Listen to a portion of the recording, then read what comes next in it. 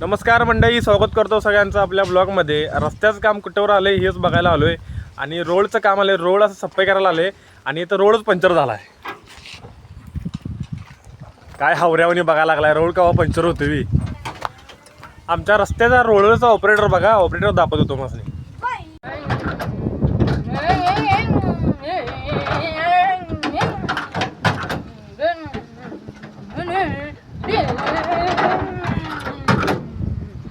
पाच मिनिटं चालू फिरवा लागलाय, रोडवर अजून इथंच आहे. तर मित्रांनो, इकडं असं खडी पसरवायचं त्यांनी काम चालू आहे.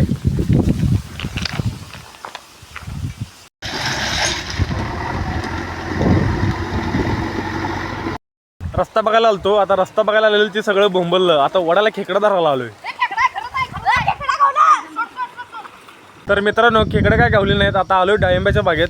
हे बघा कशा आहे डाळिंबाची बाग. डाळिंबाच्या झाडाखाली पोरं बसल्यात शांत मस्त बघी.